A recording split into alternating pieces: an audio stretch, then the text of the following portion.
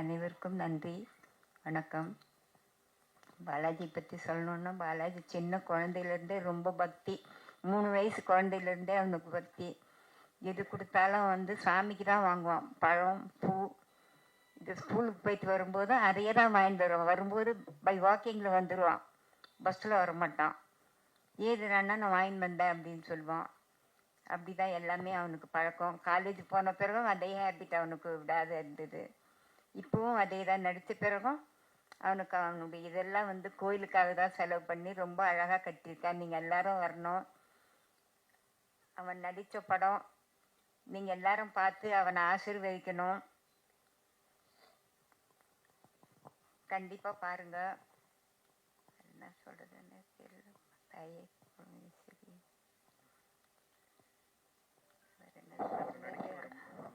ஆமாம் சார், நடிக்கணும்னு ஆசைப்படுறதுக்கு முன்னாடி உங்ககிட்ட ஏதாவது கேட்டிருக்கா?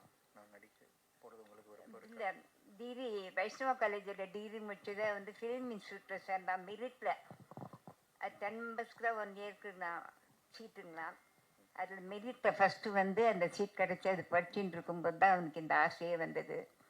கௌதம் மேனன் டைரக்டர் அவங்கெல்லாம் ஒன்றா படித்தவங்க.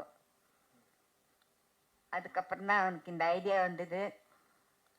அப்புறம் எல்லாரும் டிஸ்கஸ் பண்ணி சரி இதுன்றதுனால வீடு சின்னதாக இருந்ததுனால வீட்டில் தங்கி இருக்கிறதுக்கு இல்லாத தனியாக இருந்து அவன் ப்ரோக்ராம் பண்ணுறதுக்கு ஆரம்பிச்சது.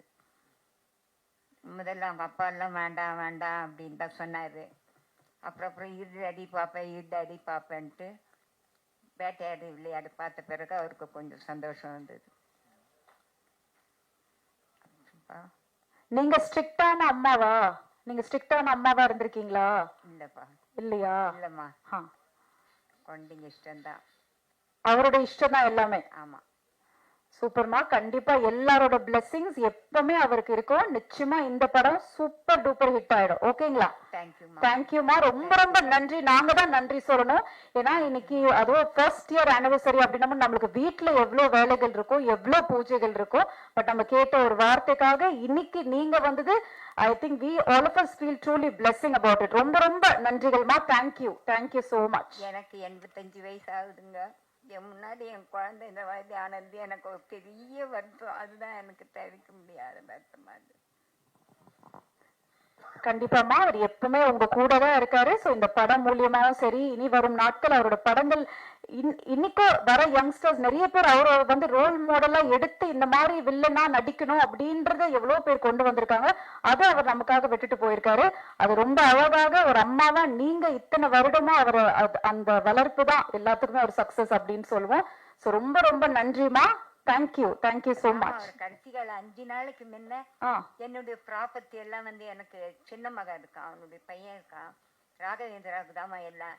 இன்னும் இது பேசுறானே அப்படின்னு சும்மா அவனே அப்சர்வ் பண்ணிட்டு இருந்தேன். வேற ஒண்ணுமே நினைக்க தோணல.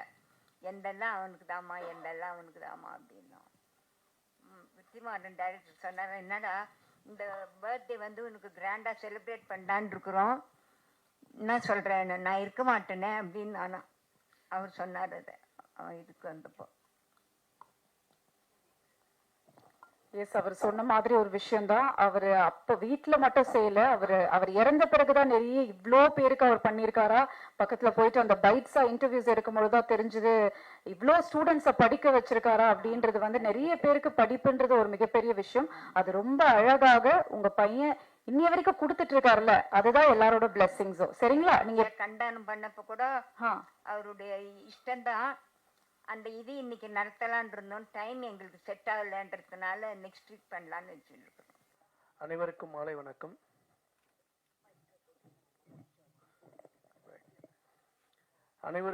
வணக்கம்.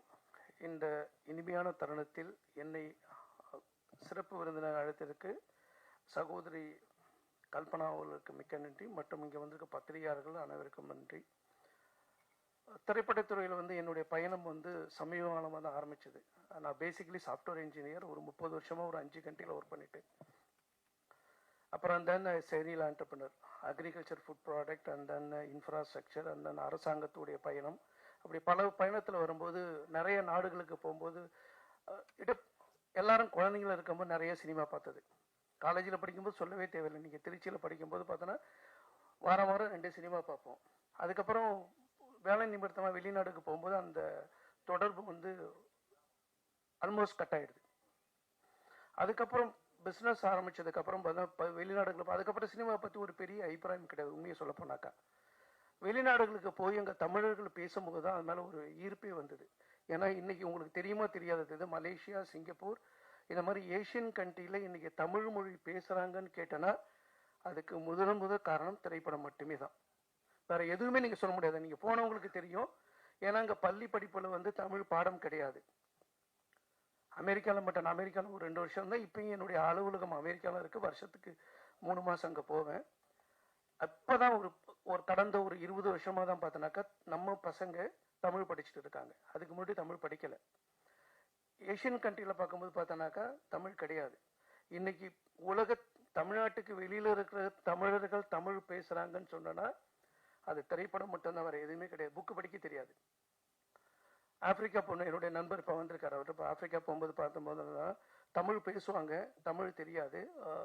எதுக்கு நான் சொல்ல வரேன்னா திரைப்படத்துறையுடைய ஒரு பக்கம் கான்ட்ரவர்சி சப்ஜெக்டாக இருந்தாலும் இன்னொரு பக்கம் சமூகத்துக்கு என்ன செஞ்சுட்டு இருக்குன்னு அந்த கோணத்தில் வரும்போது தான் நான் அந்த இந்தோனேஷியா போயிருந்தேன். நடுவில் ஒரு 2 மாதம் ஒரு 4 மாதம் முன்னாடி போயிருந்தேன்.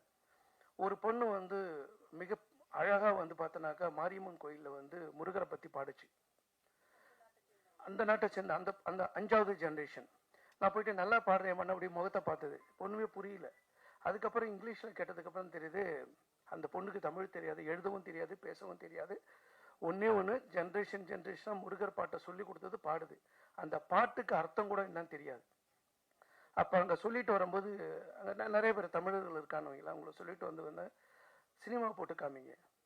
அந்த ஒரு மொழி மேலே ஒரு ஆர்வம் வரணும்னா சினிமா தான் பார்க்கணும். வேறு எதுவுமே புக் எடுத்து படிக்க சொன்னால் புக்கில் வந்து எழுத்து வளைவாக இருக்கணும், அவங்களை படிக்க தெரியாது. ஸோ அதற்கு காரணமாக தான் திரைப்படத்தில் மேலே ஒரு ஈர்ப்புன்னு சொல்லுங்களா, ஈர்ப்பு வந்தது. அதுக்கப்புறம் ஒரு திரைப்படம் தயாரித்து கொண்டு இருக்கிறோம். 1வது பார்ட்னர் வந்திருக்கோம். நீங்கள் சொல்லலாம் மீடியா இருக்கு, எழுத்தாளராக இருந்து எல்லாத்தையும் வந்து இதுவும் வந்தது காரணம்னா இன்றைக்கி மொழி மேலே ஆர்வம். அந்த ஆர்வத்தின் காரணமாக தான் சகோதரி அடுத்ததுக்கு வந்து இப்போ உடம்பு சரியில்லைனாலும் இப்போ இதை முடிச்சுட்டு ஒரு ஸ்கூல் ஃபங்க்ஷனுக்கு நான் போகணும். சிறப்பு விருந்தெல்லாம் கொடுத்து பள்ளி மாணவர்களுக்கு வந்து பார்த்தோன்னாக்கா பரிசளிப்பு விழா கொடுத்துருக்காங்க. அதுக்காக சொல்லியிருக்காங்க. திரைப்படத்துறையில் என்னுடைய தாழ்மையான வேண்டுகோள், வெளிநாடுல இருக்கிற வந்து வன்முறையை கொஞ்சம் யதார்த்தம் இருக்கும், எப்பயுமே யதார்த்தம் இருக்கும். காலகாலத்துக்கும் பார்த்தோன்னாக்கா வன்முறை இருந்துக்கிட்டு தான் இருக்குது. முன்னாடி ரொம்ப எக்ஸ்போஸ் ஆகாமல் இருந்தது. இப்போ மீடியா வந்ததுக்கப்புறம் ஹையஸ்டாக எக்ஸ்போஸ் ஆகிட்டு இருக்கு. தயவு செய்து ஓரளவுக்கு குறைச்சிங்க, நல்ல கருத்துக்களை சொல்லுங்கள். ஏன்னா ஒரு மாஸ் மீடியானும் போது அந்த மீடியாவுடைய பவர் வந்து ஈஸியாக ஒரு மைண்டை டைவெர்ட் பண்ணிட்டு போயிடலாம். ஆனால் நல்லது சொல்கிறதுக்கு வந்து பண்ணோம். ஏன்னா இங்கே இருக்கிற பிள்ளைகளை தாண்டி தமிழ் உள்ளங்கள் வெளியில் கூட பார்த்தோன்னாக்கா ஒரு 70-80 நாடுகளில் இருக்க தமிழ் குழந்தைகளும் யோசிச்சு பாருங்கன்னு சொல்லி வாய்ப்புக்கு நன்றி கூறி விடைபெறுகிறேன். நன்றி, வணக்கம். படம் மிகப்பெரிய வெற்றி அடையட்டும். அனைவருடைய ஆசீர்வாதமும் வேண்டும் என்று வேண்டி வேண்டிக் கொள்கிறேன். எனக்கு ரொம்ப பிடிக்கும். நான் தமிழில் பேச ட்ரை பண்ணுறேன். தமிழ் படத்தில் நடிக்கணும்னு ஆசை தானே. நிறைய ஆடிஷன் அட்டன் பண்ணிட்டேன், நிறைய ட்ரை பண்ணிட்டேன். அப்புறம் கடைசியாக கிடச்ச சான்ஸ் தான் RPM படத்தில் சான்ஸ் கிடச்சிருக்கேன். ஷூட்டுக்கு போன அன்னைக்கு ஷூட் ஸ்டார்ட் பண்ண அன்னைக்கு தான் எனக்கு டானியல் பாலாஜி சார்கிட்ட நடிக்கணும்னு அப்போ தான் தெரிஞ்சது. ஐயோ, நான் கற்றுக்கிட்டதும் கல்பனா மேம் சொன்ன மாதிரி நான் கற்றுக்கிட்டதும் ப்ராக்டிஸ் பண்ணதும் எல்லாமே மறந்து போச்சு. என்ன பண்ணணும்னு எதுவுமே தெரியல. என்ன கிடைச்ச வாய்ப்பு தானே, நம்ம யூஸ் பண்ணலைன்னா என்ன ஆகிடும், அதுவும் பயம் இருக்கு. அப்போ தான் பாலாஜி சார் வந்து என்கிட்ட தோளில் தட்டி சொன்னேன். அவர், டேய் தம்பி, நான் டானியல் பாலாஜி கிடையாது, நான் சமீர், இந்த படத்தோட கேரக்டர். நீங்கள் அது மட்டும் மனசில் ஞாபகப்படுத்தா போதும். நான் சல்மான் தான் இந்த படத்தோட கேரக்டர். நீங்கள் அது மட்டும் நினச்சா போதும், நீ கான்ஃபிடென்ட்டாக நடிங்க, பரவாயில்ல, உனக்கு முடியும் சொன்னார். அப்படிதான் எனக்கு ஒரு மனசுக்கு ஒரு கான்ஃபிடன்ஸ் எல்லாமே கிடைச்சிருக்கேன், ஒரு தைரியம் வந்துச்சு. ஆனால் நான் பாலாஜி சாரை நான் என்னோட குருவாய் கண்டுட்டு இருக்கேன். இல்லை, நிஜம்தான், என்னோட குரு தான். எனக்கு நிறைய டிப்ஸ் அவர் சொல்லி தந்தாரு. ஆக்ட் பண்ணும்போது ஐ பொசிஷன் இவரோட ஐனா நல்லா செம்மையாக இருக்கும் ஆக்ட் பண்ணும்போதெல்லாம். அது ஃபாலோ பண்ண நிறைய டிப்ஸ். அப்புறம் பாடி லாங்குவேஜ் எப்படி இருக்கணும், ஒரு டைலாக் எப்படி இருக்கணும், நம்ம டைலாக் டெலிவரி எப்படி வேணும், அந்த மாதிரி எல்லாம் நிறைய நிறைய டிப்ஸ் அவர் எனக்கு ஒரு குரு மாதிரி நின்று சொல்லி தந்தார். அப்புறம் இது நான் ஃப்ரெஷ்ஷாக வந்து எனக்கு நல்ல ஒரு வாய்ப்பு தந்த director Prasad sir, producer Kalpana ma'am, அப்புறம் நம்ம பாலாஜி அண்ணா, அவருக்கெல்லாம் என்னோட மனமார்ந்த நன்றி சொல்கிறேன். இந்த படத்துக்கு உங்கள் எல்லாரும் சப்போர்ட் தான் தேவை. இந்த படம் மிகவான ஒரு வெற்றி ஆகணும்னு அதான் நான் பிரார்த்தனை பண்ணிட்டு இருக்கேன். நன்றி நன்றி. எல்லாருக்கும் வணக்கம். தமிழுக்கும் பெரிய வணக்கம். இது என்னோட முதல் சினிமா மேடை. ரொம்ப முக்கியமான நாளாக நான் இதை பார்க்குறேன். இந்த மேடையும் இந்த நாளும் எத்தனை வருஷத்துக்கு அப்புறம் திரும்பி பார்த்தாலும் என்னோட கோர் மெமரியில் கண்டிப்பாக இருந்துகிட்டே இருக்கும். நான் இந்த படத்தில் ஓப்பனிங் சாங் எழுதியிருக்கேன். அதுக்கு வாய்ப்பு தந்த பிரசாத் சாருக்கும் கல்பனா மேமுக்கும் ஒரு பெரிய பெரிய பெரிய பெரிய நன்றி. சார் வந்து அந்த வாய்ப்பு எனக்கு கொடுத்ததுக்கு அப்புறமா இருக்கிற ப்ராசஸ் எல்லாத்தையுமே எனக்கு மெமரபுளாக ஆக்கிக்கிட்டே இருக்கணுன்றதுல ரொம்ப பர்டிகுலராக இருந்துகிட்டே இருந்தார். ஒரு இதையுமே இது என்னோட முதல் வாய்ப்புன்றதுனால இது எனக்கு மைல் ஸ்டோனாக மாற்றிட்டே இருக்கணுன்றதுல வந்து சார் பர்டிகுலராக இருந்துகிட்டே இருந்தார். சார் நிறைய சர்ப்ரைசஸ் கொடுத்தாரு. இந்த ப்ராசஸ் எனக்கு எப்பயுமே மைண்டில் வச்சுக்கிட்டே இருக்கிறதுக்கு திரும்ப திரும்ப அதை ரெஃப்ரெஷ் பண்ணிக்கிட்டே இருந்தார். அதுக்கும் ஒரு பெரிய நன்றி சார். உங்கள் எல்லாருக்கும் நன்றி. இந்த படம் கண்டிப்பாக பெரிய வெற்றி அடையணும் அப்படின்றது எல்லாரோட ஆசையாகவும் இருக்குது. உங்கள் எல்லாரோட சப்போர்ட்டில் அது நடக்கும் நம்புகிறேன். ரொம்ப நன்றி. ஃபர்ஸ்ட் ஆஃப் ஆல் இந்த வாய்ப்பு கொடுக்க பிரசாத் பிரபாகர் சாருக்கு நன்றி. இந்த ஹார்ட் பீட்டுக்கு முன்னாடி நடித்த படம் இது. ஸோ நான் ஃபர்ஸ்ட் டே அங்கே ஷூட்டுக்கு போன எக்ஸ்பீரியன்ஸ் நான் கொஞ்சம் ஷேர் பண்ணிக்கிறேன். ஒவ்வொரு ஃபர்ஸ்ட் ஷாட்டே எனக்கு அங்கே போனதுக்கப்புறம் தான் தெரிஞ்சு மோஸ்ட் ஆஃப் த சீன்ஸ் எனக்கு டேனியல் பாலாஜி சார் கூட தான் எனக்கு இருக்குன்னு. ஸோ ஃபர்ஸ்ட் 1-2 சீன்ஸ் எனக்கு சோலோவாக ஷார்ட்ஸ் இருந்துச்சு, நான் பண்ணிட்டேன். அதுக்கப்புறம் அவரோட தான் காம்பினேஷன் சீன்ஸ் அப்படின்னு சொன்னப்போ அவரோட என்ட்ரி அப்படியே வந்தார். பண்ணும்போது கொஞ்சம் நர்வஸ் ஆச்சு. நர்வஸ் ஆகணும்னா அவர் கூப்பிட்டு ஏன் நர்வஸ் ஆகுறீங்க அப்படின்னு கேட்டார். இல்லை சார், எனக்கு முன்னாடி நான் வேட்டையாடு விளையாட உங்களோட படத்தை பார்த்துட்டு ஃபர்ஸ்ட் டைம் ஒரு கேரக்டர் பார்த்து நான் தியேட்டரில் பயந்து இருந்த ஒரு கேரக்டர், அதனால அதுக்கு இப்போவும் உங்களை பார்க்கும்போது அந்த ஒரு ஞாபகம் தான் எனக்கு வந்துச்சு அப்படின்னா அவர் சிரிச்சிட்டே சொன்னார், நீங்கள் அதெல்லாம் எதுவுமே யோசிக்காதீங்க, இந்த இடத்துல நீங்கள் ஒரு ஆக்டர், நானும் ஒரு ஆக்டர், அவ்வளோதான். ஸோ கேரக்டராக நீங்கள் என்ன பண்ணுமோ அது பண்ணிக்கோங்க, ஜாலியாக இருங்க, நம்ம ஃப்ரெஷ்ஷாக அப்படியே பண்ணிக்கலாம் அப்படின்னாரு. ஸோ அந்த ஒரு பூஸ்ட் எனக்கு அதுக்கப்புறம் அந்த சீன்ஸ் எல்லாமே அதனால எனக்கு மேபி நல்லா வந்துச்சோ இல்லை என்னமோ தெரில.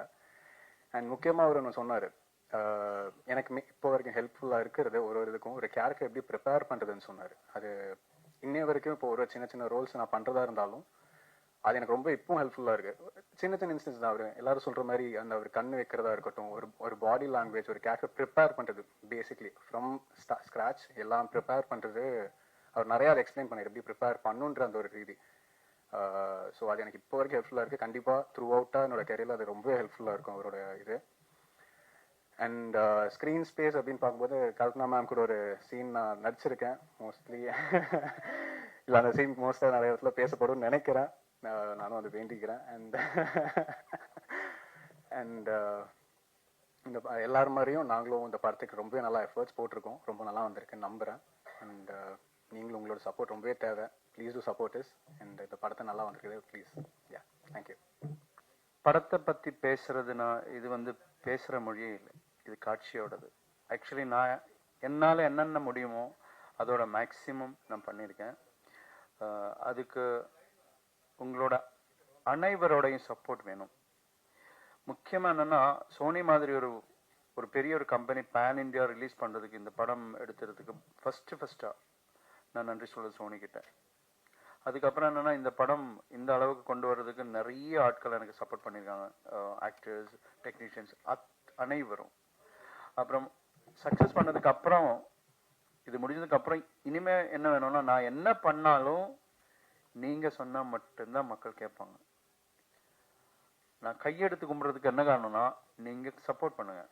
ஏன்னா டேனியல் பாலாஜி சார் கிட்டத்தட்ட ஒரு 1.5 வருஷத்துக்கு மேலே ஆச்சு அவரோட படம் வந்துட்டு. அது ரொம்ப அழகாக நடிச்சிருக்காங்க. டேனியல் பாலாஜி சார் நடிக்கும் போது சாதாரணமாக ஓவர் எக்ஸ்போஸ்டாக நடிப்பாங்க. ஆனா இதுல வந்து அவரை சட்டிலா அண்டரா நடிக்க வச்சிருக்கேன் நான். ஒரு விஷயத்த இப்படி பார்க்கறதுக்கு பதிலா சார் நீ வந்து ரொம்ப ரொம்ப சட்டிலா நடிங்க, உங்களோட ஓவர எக்ஸ்பிரஷன்ஸ் தான் ஜாஸ்தியா நாங்க பார்த்துருக்கோம். ஆனா நீங்க வந்து உங்களுக்கு சில டைம்ல உங்களுக்கு பயங்கரமா கோவம் வரும், ஆனா சிரிக்காதீங்க, உங்க மைண்ட்ல தான் அந்த கோவம் எல்லாம் பார்க்கணும், ஆனா எங்களுக்கு அது புரியணும். அதனாலதான் உங்களால சொல்லுங்க சார் அப்படிதான் சொல்லுவாங்க. ஏன்னா அவருக்குள்ள ஒரு டைரக்டர் இருக்கு, அவருக்குள்ள ஒரு ரைட்டர் இருக்கு, அவருக்குள்ள ஒரு ப்ரொடக்ஷன் கண்ட்ரோலர் இருக்கு, அவருக்குள்ள ஒரு ப்ரொடியூசர் இருக்கு, எல்லாமே இருக்கு. அவரெல்லாம் ஈஸியா ஏமாத்தவே முடியாது. எல்லாமே கேட்பாங்க, நான் எதுக்கு சிரிக்கணும், எதுக்கு இப்போ வந்து 2 சீன் அடிக்கணும். என்னோட அசோசியேட்ஸ் எல்லாம் வந்துட்டு அவர்கிட்ட பேசுறதுக்கு கொஞ்சம் பயப்படுவாங்க. வேற ஒன்றும் இல்லை, ஒரு சீனை சொன்னா பிஃபோர் என்ன நடக்கணும்னு கேட்பாங்க. ஜஸ்ட் இப்போ நம்ம சீன்ல இருக்கிறது என்னன்னா, டேனியல் பாலாஜி சார் கார்ல இருந்து வெளியில் வராங்கன்னு வச்சுக்கோங்க. அவர் என்ன ஃபர்ஸ்ட் ஸ்கிரிப்ட் கொடுக்குற அந்த பையன்கிட்ட கேட்பேன், சரி இறங்குறாங்க, அதெல்லாம் எனக்கு புரியுது, நான் இப்போ எங்க இருந்து வரேன் சார், அது ஸ்கிரிப்ட்ல இல்லை சார். தம்பி நான் இப்போ ஹாஸ்பிட்டல் இருந்து வரீங்களா இல்லை நான் சினிமா பார்த்துட்டு வரீங்களா, அந்த இமோஷன்ஸ் வந்து எனக்கு கேரியட் பண்ணோன்னா நீ எனக்கு பிஃபோர் சொல்லியே ஆகணும். அந்த அளவுக்கு ஸ்கிரிப்டை பற்றி சினிமாவை பற்றி ரொம்ப நல்லா புரிஞ்சுக்கிற ஒரு பர்சன் கிட்ட ஒர்க் பண்ணுறது எனக்கு பெருமையா இருக்கு. அவர் கூட ஒர்க் பண்ற ஒவ்வொரு நிமிஷமும் ஒவ்வொரு நொடிகளும் என்னோட மெமரியில ஆயுட்காலம் எப்பவுமே நிற்கும். நீங்க பிரஸ் மீடியாஸ் எல்லாமே வந்து எங்களுக்கு சப்போர்ட் பண்ணோம். ஆர்பிஎம் படம் பெரிய ஒரு வெற்றியா வர்றதுக்கு உங்களோட சப்போர்ட் தேவை. இதுக்கப்புறம் இப்போ சில பேர் சொல்லுவாங்கல்ல, சில பேரோட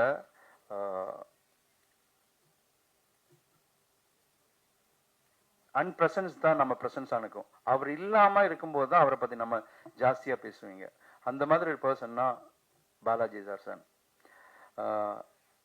இங்க வந்து அம்மா கிட்ட எனக்கு என்ன சொல்ல வேண்டியன்னா, அவரை எங்கிட்ட சொன்ன ஒரு விஷயம், சார் சீக்கிரம் முடிங்க சார். என்ன சார் சீக்கிரம் முடிக்க என்ன காரணம், இதுதான் சார் என்னோட கடைசி படம். என்ன சார் நீங்க அப்படி சொல்றீங்க, அப்படி கேட்கும்போது என்ன சொன்னா, சார் நான் ஃபுல்லா ஸ்பிரிச்சுவலா இறங்க போறீங்க சார் அப்படின்னு சொன்னது. எப்படி இருந்தாலும் அவரோட சார் இங்கே தான் இருப்பாங்கன்னு எனக்கு நம்பிக்கை இருக்கு சார். படம் நல்லா வந்திருக்கு sir, thank you so much sir. நீங்கள் வாழ்த்துன மாதிரியே இந்த படம் நல்லா வருவேன்னு படம் கம்ப்ளீட் ஆகிறதுக்கு முன்னாடியே சொன்ன ஒரு பர்சன் நீங்கள் தான். நல்லா வந்திருக்கு, தேங்க்யூ ஸோ மச். மீடியாவுக்கு நன்றி, எல்லாருக்கும் நன்றி. அம்மா உங்களுக்கு மிகப்பெரிய நன்றிம்மா, தேங்க்யூ ஸோ மச். இருக்கிற எல்லா பெரியவங்களுக்கும் என்னுடைய பணிவான வணக்கங்கள். இங்கே ஆர்பிஎம் திரைப்படத்தினுடைய ட்ரெய்லர் லான்ச், அதை விட முக்கியமான ஒரு விஷயம் இங்கே நாங்க செய்யறது, உடலால் மற்றும் மறைந்த ஒரு அருமையான ஒரு கலைஞன், ஒரு நடிகனுடைய 1ஆம் ஆண்டு நினைவாஞ்சலியை இன்னைக்கு நாங்க நினைச்சு அவருடைய ஆப்சன்ஸை நாங்க பிரசன்ஸா நினைச்சு ஃபீல் பண்ணி செய்யற ஒரு இம்பார்ட்டண்ட்டான ஒரு ஈவெண்ட் தான் இன்னைக்கு. இந்த நாளை விட ஒரு ஆப்டான ஒரு சரியான ஒரு நாள் இந்த திரைப்படத்தினுடைய ட்ரெய்லர் லான்ச்சுக்கு, இதை விட ஒரு கரெக்டான ஒரு நல்ல நாள் எங்களுக்கு பெருசா தோணலை. அதனால இன்னைக்கு இந்த ஈவெண்ட்டை நாங்கள் ஆர்கனைஸ் பண்ணியிருக்கோம். எங்களுடைய வேண்டுதலின் பேரில் வருகை தந்திருக்கும் எல்லாருக்கும், முக்கியமாக சீஃப் கெஸ்ட்னா இதை விட ஒரு ஆப்ட் சீஃப் கெஸ்ட் எங்களால் கூட்டிட்டு வர முடியாது. பாலாஜி சார் நடித்த ஒரு ஃபிலிம்க்கு அப்படி ஒரு கலைஞனை பெற்ற அவருடைய தாய் ராஜலட்சுமி அம்மா அவர்களுக்கு எங்களுடைய பணிவான வணக்கங்கள். வருக என்று வரவேற்கிறோம். மேலும் பாஸ்கர் அண்ணா அவர்கள், எனக்கு அவர் பாஸ்கர் அண்ணான்னு தான் நான் கூப்பிடுறேன். Is actually a multifaceted person working in various industries, education, agri and mainly into film production also. So Bhaskar அண்ணா அவர்களை வருக என்று வரவேற்கிறோம். அப்புறம் முக்கியமா மீடியா நண்பர்கள், சகோதரர்கள், பத்திரிகை நண்பர்கள், சகோதரர்கள், உங்கள் அனைவரையும் பணிவன்புடன் தாழ்மையுடன் வருக என்று வரவேற்கிறேன்.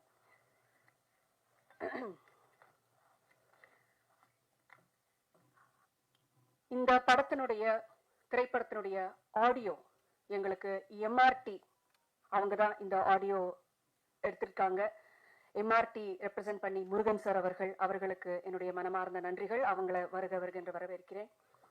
இந்த திரைப்படத்தை சோனி பிக்சர்ஸ் இன்டர்நேஷனல் அவங்க தான் வந்து டிஸ்ட்ரிபியூட் பண்றாங்க, ரிலீஸ் பண்றாங்க. ஸோ சோனி பிக்சர்ஸ் இன்டர்நேஷனல் சார்பா இங்கே வருகை தந்திருக்கும் சகோதரர் சிவா அவர்களையும் அன்புடன் வரவேற்கிறோம்.